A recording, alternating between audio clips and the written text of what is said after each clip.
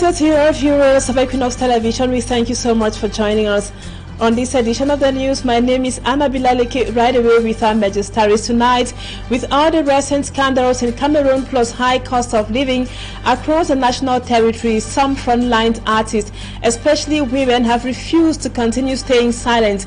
Be it Lady Pongs or Charlotte Dipanda, they have all taken to their social media platforms or handles to denounce the sad recent happenings in Cameroon.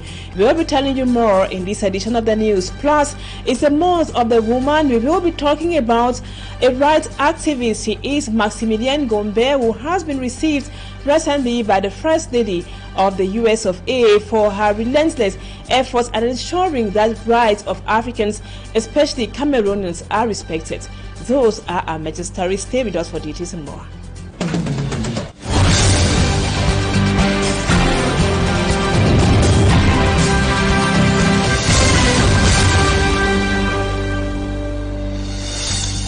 Welcome back, viewers. It is not yet ended with the Martinez Ogo murder affair, and the events continue in Yaoundé. Another source, another defendant to be exploited by the Yaoundé Military Tribunal in the case of the assassination of journalist Martinez Ogo, who is the additional defendant. What could be the impact of his presence in the work of the examining magistrate? Babila Jonathan answers those questions in the report which comes up next.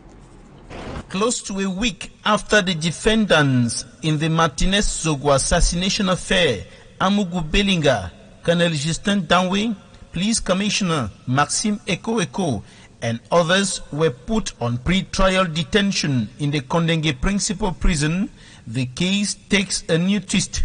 The driver of the car that was used to kidnap the journalist hands himself to the State Council. He had been on the run for close to 2 months.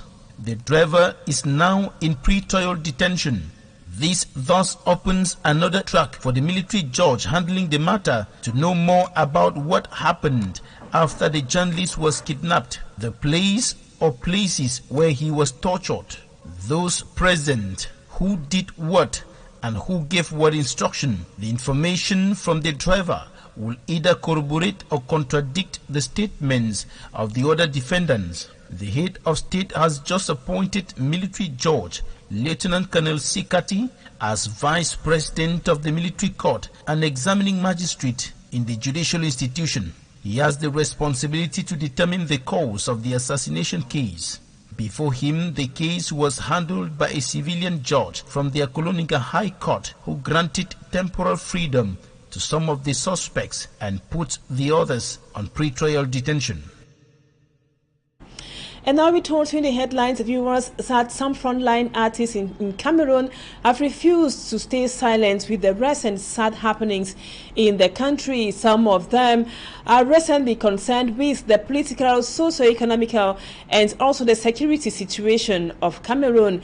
Be it Charlotte Dipanda, the Makossa artist, she called for an end to the 6-year armed conflict in the northwest and the southwest regions. Meanwhile, Lady Pongs and Caress Fosso denounced the high cost of living in Cameroon in their various platforms. Let's now have more with Mala Glory. Lady Pongs, in her recent outing on her Facebook page, has a contrary view about artists getting into politics and criticized others for looking down on these musicians belonging to a particular political group. For her, she is just playing her role as a Cameroonian. The Makossa artist equally condemns the rising tide of tribalism in Cameroon. She goes ahead to say she is just an artist and a Cameroonian citizen because at the international level she represents the country and not a particular tribe. Charlotte Dipanda, who is into Afro-pop and Makossa, has not been calm to the ongoing crisis in the Anglophone regions. The artist called for an inclusive dialogue to end the 6-year armed conflict. Charlotte Dipanda also urges Cameroonian artists not to be indifferent to the ongoing political crisis in the country. She calls them to be the voice of the voiceless. And following the rise in the prices of basic commodities and the high cost of living in Cameroon, artists like Caress Fosso wishes her country, Cameroon, copy the example of other countries and increase the minimum wage. Like the case with Ivory Coast, where the minimum wage increased from 60,000 francs CFA to 75,000 francs CFA, while Cameroon is yet to have the 5.2% increase. The artist is equally worried about the frequent power outage in Cameroon by the electricity distribution company. The artists call on their fellow colleagues to join their voices to theirs so together they can put an end to the socio-economic, political and security problems faced by Cameroon. Now, it's the month of March, it's the month of the woman. We continue celebrating women all through this month of March. Human rights activist Maximilien Gombe, Executive Director of the Network of Human Rights Defenders in Central Africa, REDAC, has been decorated with another international award for her relentless fight for the promotion and protection of human rights in Central Africa. She was recently received by the First Lady of the United States of America as innocent as it tells us in the following report. It was on the occasion of the International Women's Day celebration that the Executive Director of the Network of Human Rights Defenders in Central Africa, REDAC, Maximilien Gombe, was honored at the White House of the United States of America. The American First Lady, Jill Biden, presented her with the Women of Courage Award, which she obtained in 2021. This distinction comes to salute the many fights led by the human rights activists in favor of respect of human rights, in particular the right to freedom of the press and of association. It was thus the wish of the U.S. State Department to highlight the commitment and courage of Maximilien Gombe in the protection and defense of human rights in Central Africa. Before these recent awards, Maximilien was in 2022 awarded the Prize of Empowerment of African Communities by the BBF and Heal the World Africa, an organization based in the United States of America. In 2019, Maximilien won the Defenders Prize of Resilience and recognition for her exceptional impact for her works on human rights in Central Africa. Her relentless pursuit of human rights has seen her win these multiple awards across the world, and with the mantra, never give up, she has shown no sign of slowing down. This international award thus underlines the importance of women's commitment to the promotion and defense of human rights in Central Africa. Maximilien Gombe is an inspiring example for all women fighting for justice and equality in the region. Kudos to her. And now we talk health. An international ministerial commission created on February 13 is deliberating on how to organize smooth elections of the bureau members of the Cameroon Medical Council. This comes after elections were postponed twice due to claims of some irregularities. Immaculate Fogwe is our lady on the beat. Irregularities in the electoral process accounts for the repeated postponement of elections of the new Bureau of the Cameroon Medical Council. Among the many problems was the fact that some medical doctors who are not registered and had not been contributing in the council as stipulated by their text got themselves registered few hours to the election in order to be eligible to vote. According to some candidates, it is an election malpractice. The electoral file did not have the necessary information needed. It did not stipulate those who are eligible to vote. Lots of people who got themselves registered in the council few hours to the election were planning to vote. That's what made us angry. The resistance from some of these candidates compelled the Minister of Public Health to postpone the elections again. In order to find a definite solution, the Prime Minister intervened on February 13, 2023 by creating an interministerial working group. The commission is composed of a representative from the Prime Ministry, Ministry of Public Health and all the candidates. The aim of the commission is to revise the electoral list and validate the list. The Cameroon Medical Council is the institution charged with regulating the medical profession in Cameroon. For some years now, the council has been headed by Dr. Guy Sanjong as president. And now we talk society. The population of Obam is a locality in the Yaoundé 3 subdivision of the Central region. The people they are complaining about the filthy nature of the area, which is becoming unbearable for them. Our reporter Lucille Yengu Asia spoke with some residents of Obam who expressed their dissatisfaction and said the situation, if it continues, can lead to some health hazards. Let's now have her report. Pile of garbage at the principal entrance of Ombam, a neighborhood in the Yaoundé 3 subdivision, according to the inhabitants, has been generating unpleasant smells affecting their health. Gradually, people started depositing dead here. Bit by bit, it grew. We don't know why, but people around from different neighborhoods throw dead here. There is a lot of disorder. The locals also say, since the creation of a waste disposal site in Ombam, moving around has been difficult. Some days it gets too full, but Izakam stays for about 4 to 5 days without moving the dead. With the swampy nature of our place, and soon we are going to have the rainy season, how are we going to cope? The abandoned waste has attracted flies and mosquitoes in their neighborhood. We are struggling to maintain good health. The smell, flies, mosquitoes, in fact, is really aching.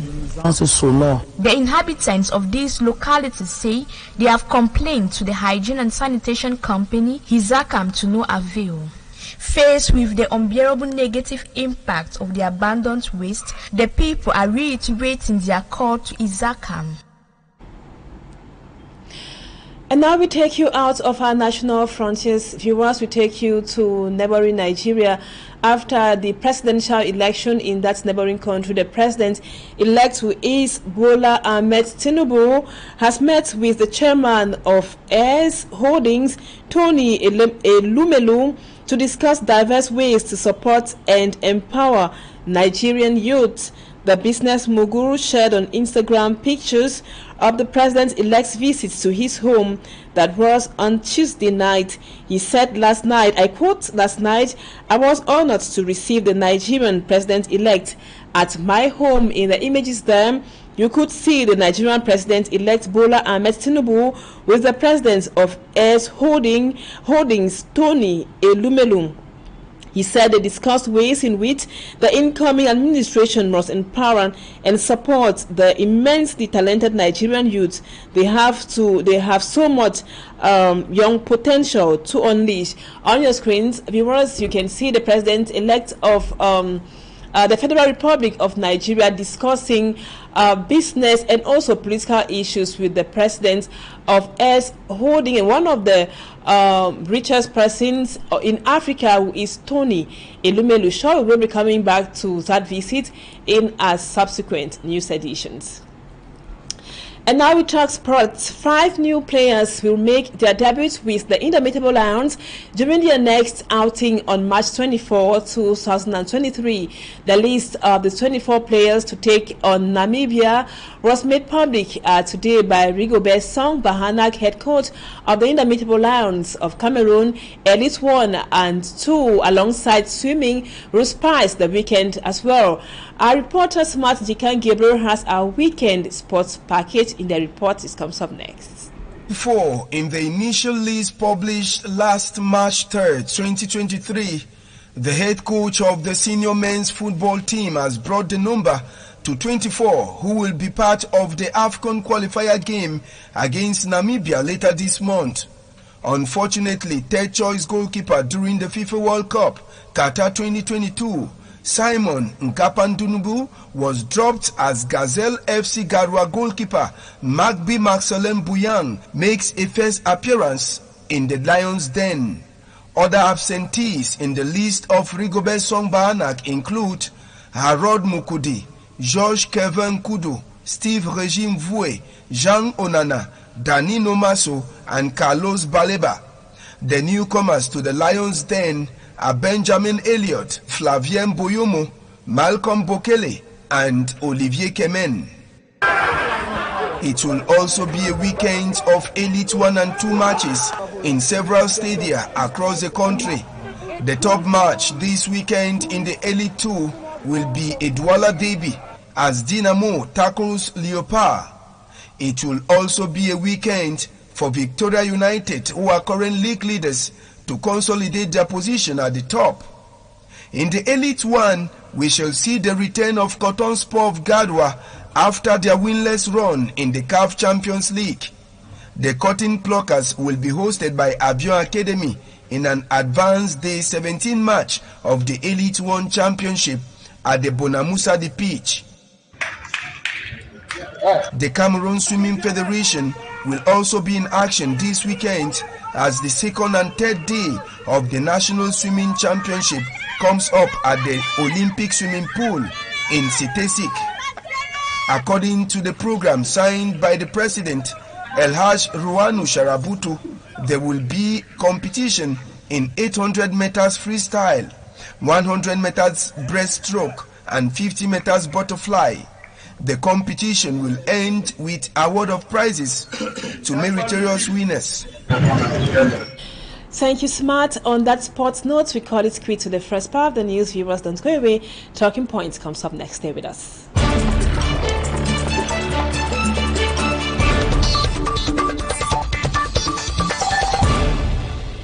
On Talking Point tonight, viewers, we are talking about peaceful public manifestations in Cameroon, in Africa as a whole, and Cameroon to be more precise. Why do they usually go to an end even when they are peaceful or pacific? Our guest tonight is Foreman Pascal. He is of the civil society. Pascal, thank you so much for accepting to be our guest tonight on Talking Point. We are talking about peaceful public manifestations in Cameroon. They are always being reprimanded or obstructed by anti-riot police officers in the country. Some people are already in prison because they manifested publicly in Cameroon peacefully, I must say. And why is it that in Cameroon that is most often the situation? Meanwhile, in other countries, like in the developed world, in France, the Gilets Jaunes is being praised and lauded for their fight to ensure that the rights of the French people are being respected. But in Cameroon, whenever Cameroonians want to go out to manifest publicly, they are always obstructed by anti-riot police officers. Why does it happen like that in our own context? Thank you a lot, Mrs. Anne Abila. Thank you for inviting me, and thank you for our televiewers. Thank you. And allow me to say, to give my best wishes for the Women's Day that we are living today. Imagine that it was a black lady. That's what was basically in the city place in a place called Bulu. That is the border next to Spain. That's a black woman doing it. Imagine in France, with all what we talk about, it's a black lady bringing, and the movement has grown so much that we have to have some perspective results, like the ENA of Paris, that has crumbled from 1945 to 2021. The values that she claimed, that is the reduction of prices of the fuel, to lift up the values of the medium class and the small class, this has been seen. These are perceptive results. That imagine that it came from a black lady. But now, Mr. Pascal, in Cameroon, in Africa, most of those who want to do pacific manifestations or march, they are also blacks, right? So why are they hardly successful? One is we don't have to talk about it like imitating someone. Like in Cameroon, if we talk about France, we'll try to see that we can do the same thing. No, we have to do it in our respecting our values. You see, values like you have the Gondo in Cameroon, you have the chiefs, you have the fun and all these. There are many values that are typical to us. Now you are coming in a country where you have over 250 tribal differences that are still standing. We've got to say the truth. That are still standing. We are fighting to get them united, but we haven't reached that level. When you talk about democracy, we have to take time to build it. We have to give time to build it. Because in France or the States or any of these, they took time to build it. It doesn't come from the one day to the next. You're talking about democracy. The Cameroon is a democratic nation, so to speak. So what is the obstacle then? Well, we are talking about democratic values. We are not in democracy yet. I don't think people think that maybe in Cameroon we can talk about democracy, but we haven't understood really these values of democracy, which is mostly for nation building, not critics, not sectarism, not tribalism. This is what we really talk about when we talk about tribalism. We don't talk about ideas. In these countries that are more mature, when they talk about democracy, they are talking about values building the country. It is different from our settings where one starts something and the next day we are talking about the division. You can only see between Anglophones and Francophones. When an issue happened in Bamenda like that, many people thought it is Francophones standing against Anglophone. This is not the truth. This is not true. And these are things that we have to put off. You cannot be bringing some cultures that have exploited us for years and the next day we want to stand behind that culture to say that it's going to divide Cameroon. It doesn't stand. And now, since it is difficult for Cameroonians to manifest publicly and peacefully, now with rising inflation, high cost of living, corruption, and other social ills, how should Cameroonians then pass across their grievances if they cannot manifest publicly? We understand it, but understand we have to work together, build it together, making sure that we understand our realities, making sure that we understand we are coming out from thousands of feudalism, where people were used to see the chief as the man next to God. I'll take a living example. When Mr. Biya appoints a minister, do you see his reaction? He's feasting all over the village. That now is close to God, so we can pass through our God to meet the one that's going to be close to God. It doesn't work like that in democracy. In democracy, a matter of cahier de charge. As I was saying in another television channel, I was talking to a minister. I saw a living example. When he died, all the village refused that he should be buried. Do you know why?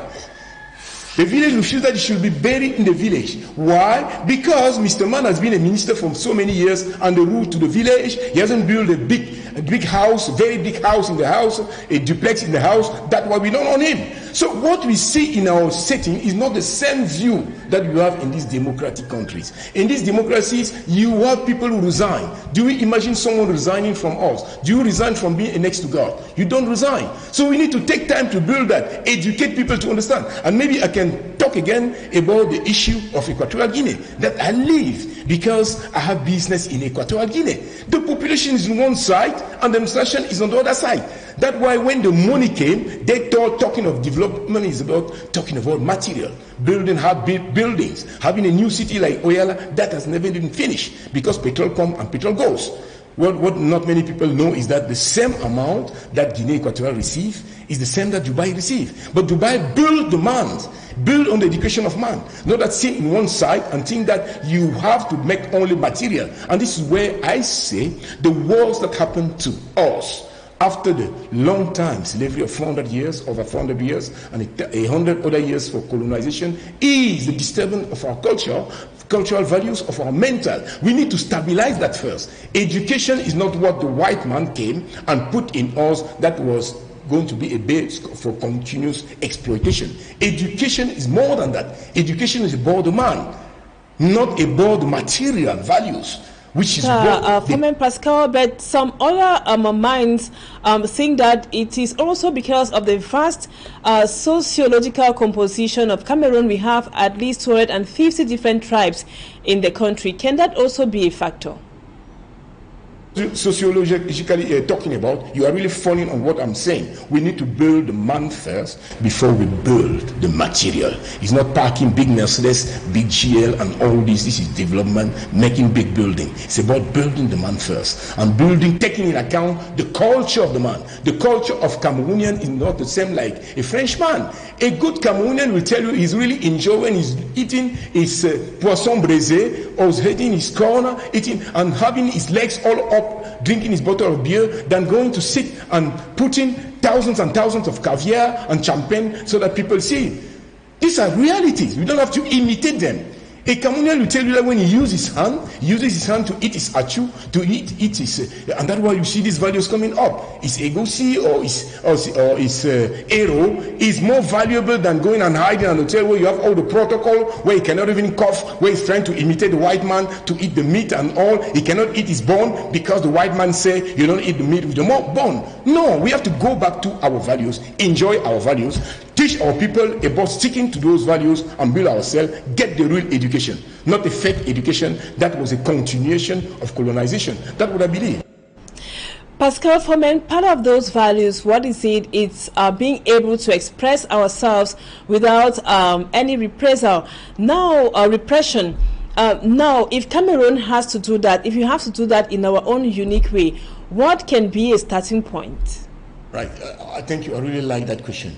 I remember at one television channel, I said that for us to start getting together means first, if possible, choose one of our dialects that can unite us. This is very important. And at that moment, I even suggested one. The Fang, for example, is one language that already in our sub-region is spoken in so many places. And as we are the heart, Cameroon is like the heart of the sub-region, we can make it now to be at the base of our education. But when we bring this kind of idea in our place, people look at the tribal differences. No, we can move if we don't go together. So first, to start imitating France, imitating England, let us cultivate people to look at the common interests first. And I think that we can make it. Thank you so much, Foreman Pascal. Thank you for accepting to be our guest on Talking Point tonight. Viewers, we thank you so much for always being there. Don't go away. As usual, our programs continue in about 30 minutes. We will be having Equinoxe and the news in the French language comes up at 8 p.m. Enjoy your weekend in the company of programs on Equinoxe Television. Bye-bye for now.